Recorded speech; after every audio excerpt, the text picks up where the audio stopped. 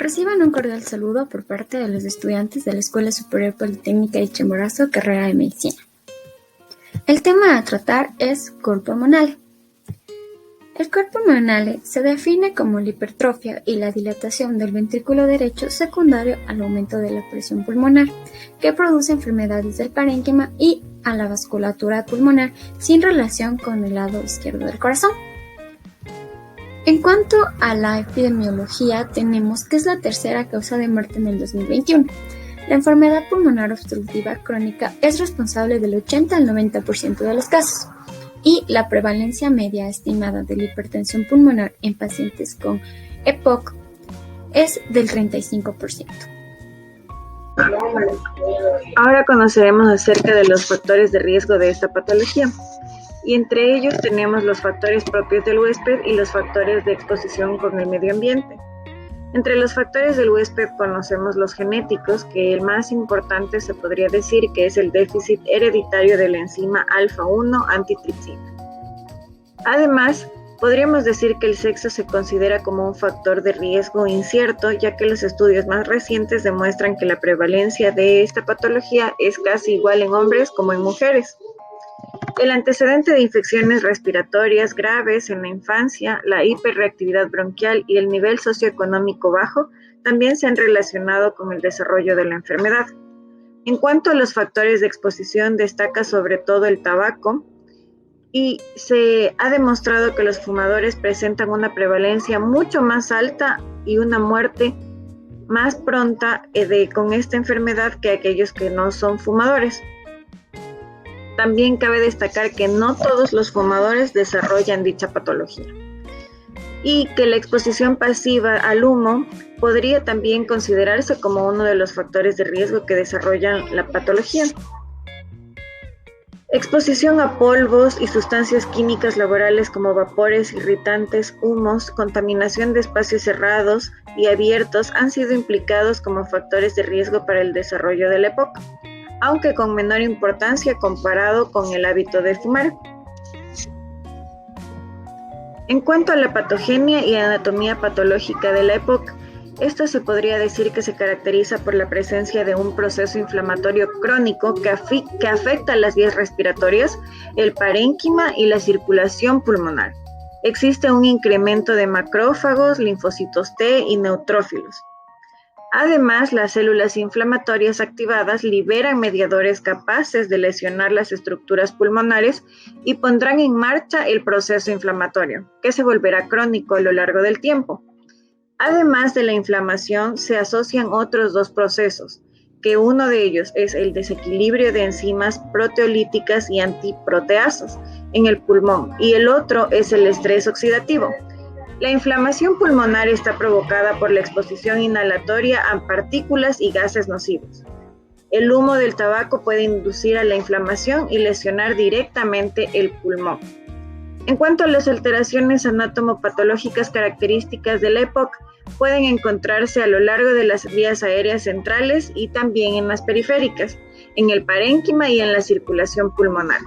En las vías aéreas centrales, las células inflamatorias van a infiltrar el epitelio superficial y se observará un agrandamiento de células secretoras mucosas y el incremento del número de células caliciformes. Mientras que en las vías aéreas periféricas, los pequeños bronquios y bronquiolos con un diámetro menor a 2 milímetros se encontrarán con una inflamación crónica que va a conllevar ciclos repetidos de lesión y reparación con incremento del contenido de colágeno y la formación de tejido cicatricial. Todo esto conllevará a un estrechamiento de la luz y a la obstrucción permanente de las vías aéreas, provocando toda la sintomatología de la EPOC. La destrucción del parénquima pulmonar ocasiona la formación de enfisema centrolobular con dilatación y destrucción de bronquiolos respiratorios. El desequilibrio entre enzimas proteolíticas y proteineasas endógenas también intervienen en este proceso, así como el estrés oxidativo que se les había mencionado, que se provocará secundario al proceso inflamatorio. Los cambios vasculares pulmonares se caracterizan por el engrosamiento de la pared de los vasos que se inician precozmente en la historia natural de la enfermedad.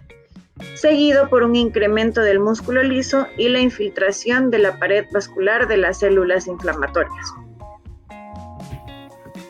Continuando con la exposición, presentamos la fisiopatología. Las alteraciones anatomopatológicas pulmonares son responsables de los cambios fisiológicos característicos de esta enfermedad, incluyendo la hipersecreción mucosa y la disfunción ciliar. Estos responsables de la tos crónica y el aumento de la producción de esputo. La limitación del flujo aéreo juega un papel clave para el diagnóstico de la enfermedad mediante la espirometría, ya que esta se debe principalmente a la obstrucción permanente de las vías aéreas y el aumento de su resistencia, encontrando así la hiperinsuflación pulmonar, las alteraciones del intercambio gaseoso, la hipertensión pulmonar y el cor pulmonar. Por lo general, estas alteraciones se producen en el citado orden en el curso de la enfermedad. La hipertensión pulmonar, que aparece más tardíamente en el curso de la EPOC, específicamente en el estadio 3 de una EPOC grave, es la complicación cardiovascular de mayor importancia y da paso al desarrollo del cor pulmonar, pero con un peor pronóstico. Asimismo, tenemos que referirnos a su clasificación. La EPOC se clasifica en 4 estadios, en función de su gravedad y los valores del volumen expiratorio máximo en el primer y segundo, que es la FEP1. La finalidad de esta clasificación es proporcionar al médico una herramienta que le pueda servir para establecer el pronóstico y el tratamiento. Existen varias clasificaciones según las diferentes sociedades, aunque todas basadas en los mismos parámetros. Es por eso que existe la guía GOLD, que es la guía de la enfermedad pulmonar obstructiva crónica por sus siglas en inglés, teniendo así los siguientes estadios. En el estadio 0 presentamos sin riesgo, espirometría normal pero con síntomas crónicos como son tos y aumento de la producción de esputo. En el 1, un EPOC leve con un volumen expiratorio máximo menor al 70%, teniendo como referencia al 80%, que igualmente puede presentarse o no los síntomas crónicos. Asimismo tenemos un estadio 2, una EPOC moderada, pero a su vez aquí consideramos a la FEB1 de un 80 menor al 80% de referencia. La EPOC grave la consideramos entre un 30 al 50% de referencia, siendo normal teniéndola menor a los 70%. Por último presentamos un estadio 4, una EPOC muy grave, en la cual consideramos un rango normal entre 30 a 50%. Sin embargo, aquí se presenta una insuficiencia respiratoria o cardíaca derecha.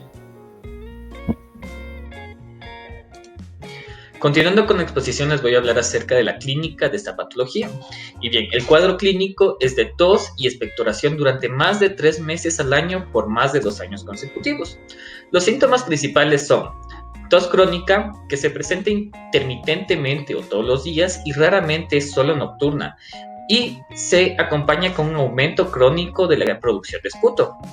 Disnea progresiva, que es persistente también y aumenta con el esfuerzo y durante las infecciones respiratorias.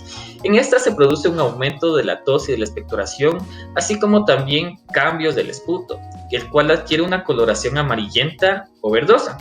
Cuando la disnea es súbita, hay que pensar en la posibilidad de que exista alguna causa no infecciosa, como lo puede ser el neumotórax, el tromboembolismo pulmonar o bien la insuficiencia cardíaca. Además, los pacientes suelen acudir a la consulta médica cuando la disnea interfiere en la actividad cotidiana, lo cual ocurre cuando ya existe una gran pérdida de la función pulmonar. Y bueno, para finalizar con este síntoma, la disnea se correlaciona en general con el grado de obstrucción al flujo aéreo. Sibilancias. Los pacientes pueden referir sibilancias que son manifiestas cuando existe un componente reversible de la obstrucción bronquial. Anorexia y pérdida de peso. En los estadios avanzados de la enfermedad puede haber anorexia y pérdida de peso, los cuales son síntomas indicativos de un mal pronóstico. Dolor torácico. El dolor torácico es infrecuente y no atribuible a la enfermedad, por lo que su presencia obliga a descartar enfermedades pleurales, embolia pulmonar o neumotórax. Y por último, la hemoptisis. La hemoptisis de escasa cantidad mezclada con el esputo puede presentarse en los episodios de infección bronquial. Además, si es intensa o bien no se acompaña de una mayor producción de esputo, debe considerarse la posibilidad de que exista un tumor broncopulmonar. Vamos a continuar con el diagnóstico. La sospecha de esta enfermedad se basa en la anamnesis y la exploración física, pero el estudio de la función pulmonar va a ser el que nos permita dar con el diagnóstico y evaluar la gravedad de la enfermedad. Vamos a concentrarnos en la anamnesis, en donde en todo paciente que se sospeche hay que recoger una historia clínica que evalúe la exposición de factores de riesgo, fundamentalmente la exposición al tabaco o el consumo del mismo, los antecedentes de las enfermedades respiratorias, ya sean asmas, alergias, sinusitis o cualquier otra, antecedentes familiares de POC o de alguna otra enfermedad crónica respiratoria, el patrón de desarrollo de los síntomas, los antecedentes de exacerbaciones u hospitalizaciones por causas respiratorias, el impacto de la enfermedad en la vida diaria, el gran soporte familiar del paciente y la posibilidad de reducir los riesgos. Dentro de la exploración física vamos a tener que los hallazgos van a variar de acuerdo a la evolución de la enfermedad y pueden ser normales en los estadios iniciales de la misma. En la inspección podemos encontrar taquimia, hiperinsuflación torácica, uso de los músculos respiratorios accesorios, respiración paradójica y cianosis en estadios avanzados de la enfermedad o cuando estos pacientes se encuentran en insuficiencia respiratoria aguda. En la percusión vamos a encontrar un aumento simétrico del timpanismo de los campos pulmonares cuando existe la hiperinsuflación. En la auscultación respiratoria, el murmullo vesicular va a estar disminuido y el tiempo expiratorio va a estar prolongado. También va a ser frecuente auscultar roncos y sibilancias. Dentro de la auscultación cardíaca, esta va a ser bastante difícil ya que los ruidos cardíacos están atenuados y a veces son inaudibles. En fases ya avanzadas de la patología vamos a encontrar una taquicardia y en ocasiones vamos también a encontrar arritmias. Dentro de las pruebas complementarias vamos a tener la primera, que es la espirometría forzada, que es la prueba más importante para el diagnóstico, ya que nos permite valorar la gravedad, realizar el seguimiento evolutivo del paciente y establecer un pronóstico. Vamos también a tener la gasometría arterial, que informa del estado del intercambio gaseoso intrapulmonar y va a ser útil para determinar también la gravedad y el pronóstico, y además nos va a dar un patrón para una indicación de oxigenoterapia domiciliaria. Vamos también a tener a la radiografía de tórax, en donde podemos encontrar el aplanamiento de los diafragmas, el aumento del espacio retroesternal, el aumento de la sifosis dorsal y la horizontalización de las costillas. En la analítica vamos a encontrar poliglobulia por hipoxemia, leucocitosis en caso de alguna infección, hiponatremia, hipopotasemia y alcalosis metabólica. Y en el electrocardiograma vamos a detectar arritmias supraventriculares y también taquicardia auricular, que va a ser multifocal. Continuando ahora con los diagnósticos diferenciales, vamos a tener que aquí se diferencia principalmente con las patologías respiratorias. Entre ellas vamos a tener el asma, el cual se va a diferenciar porque se presenta en temprana edad. Los síntomas van a variar de un día al otro, va a predominar por la noche y en las primeras horas de la mañana, y ya va a existir una historia familiar de asma.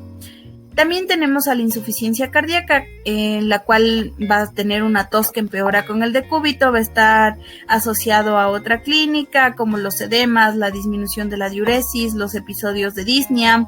Aquí también vamos a tener que en algunas ocasiones los ancianos compensan esta enfermedad con el EPOC o con el COR.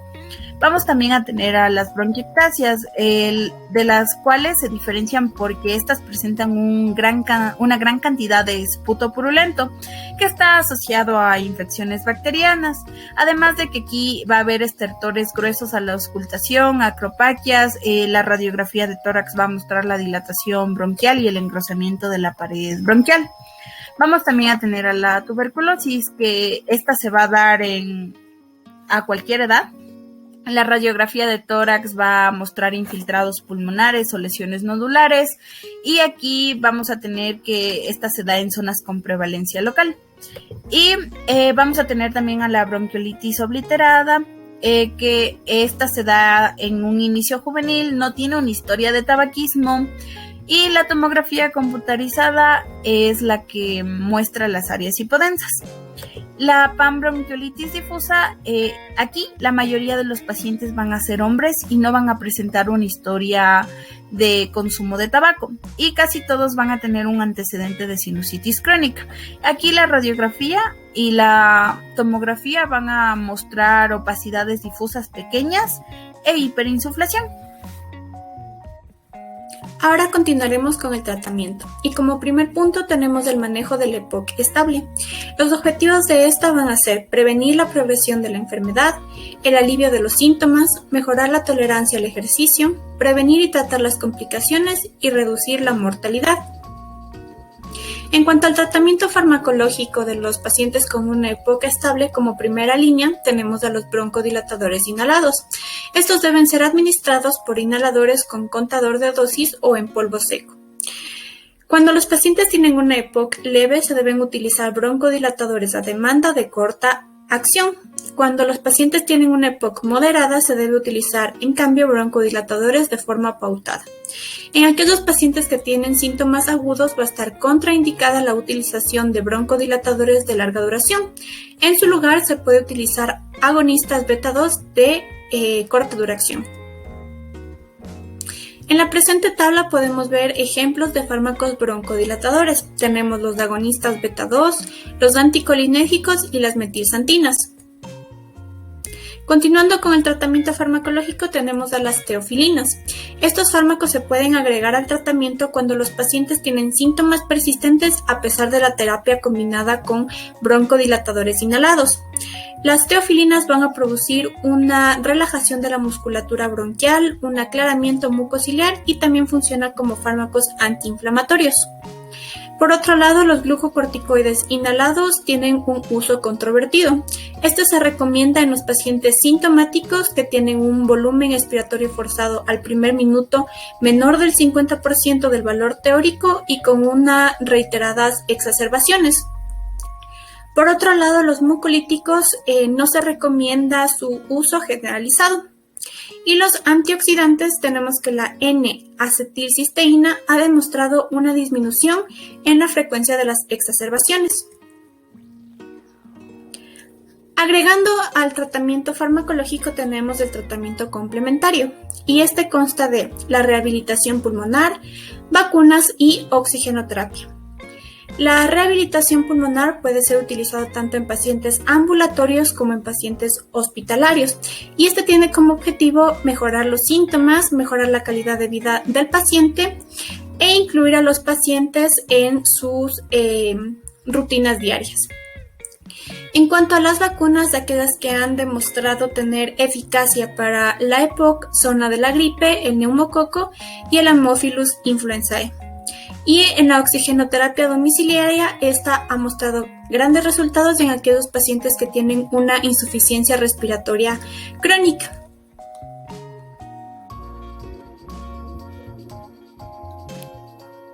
Complicaciones del cor pulmonar crónico. Al hablar nosotros de estas complicaciones, lo más fundamental e importante que nosotros debemos tener en cuenta es la agudización o la reagudización de esta patología. Es una urgencia médica y por lo tanto debemos tener en conocimiento la valoración y el tratamiento de este tipo de patologías. En aquellas fases avanzadas donde la enfermedad tenemos que toparnos con una insuficiencia respiratoria crónica que va a verse presentada por una hipoxemia mantenida menor a unos 60 milímetros de mercurio o también una hipercapnia mayor a unos 45 milímetros de mercurio y esta se va a verse relacionada con un pH arterial normal. En esta etapa lo que nosotros podemos observar es que se va a desarrollar un cor pulmonar crónico debido a que hay una hipertensión pulmonar que provocada por una vasoconstricción por la hipoxemia mantenida que se ha generado y de igual forma la dilatación de las cavidades cardíacas derechas, de tal manera que nosotros vamos a encontrarnos con los síntomas de una insuficiencia cardíaca derecha. Los síntomas que desarrollan son los clásicos de una insuficiencia cardíaca como la incurgitación yugular, los edemas malleolares, la hepatomegalia, un aumento del segundo tono cardíaco. En cuanto a un estudio diagnóstico que es el electrocardiograma, observaremos signos de sobrecarga derecha, mientras que en la radiografía nos vamos a encontrar esperamos encontrar una cardiomegalia y un aumento de la trama iliar. Pues bien, vamos a hablar acerca del manejo del EPOC agudizada, tenemos que una consideración en la que se debe tratar a nivel hospitalario toda reagudización de EPOC grave o incluso aquella que sea leve o moderada sin mejoría en 48 a 72 horas de tratamiento adecuado. Tenemos que tomar en cuenta los criterios de evaluación hospitalaria en la exacerbación de la EPOC, como por ejemplo también la EPOC grave, y a su vez si se asocia a comorbilidades, a hiperapnea, uso de músculos accesorios, cianosis, signos clínicos de encefalopatía hipercápnica o una imposibilidad de controlar la enfermedad a lo que sería en el domicilio. También vamos a hablar acerca del tratamiento por vía ambulatoria y tenemos el empleo de broncodilatadores de acción rápida a dosis elevadas, y también se puede hacer uso de antibióticos cuando sospechemos la causa infecciosa. Vamos a hablar del tratamiento hospitalario. Aquí tenemos las medidas generales. Y aquí la posición del paciente, que va a ser sentado salvo que exista inestabilidad hemodinámica o alteración del nivel de la conciencia, también la permeabilización de la vía aérea, la canalización de una vía venosa periférica o la prevención tromboembólica con heparina de bajo peso molecular subcutáneo.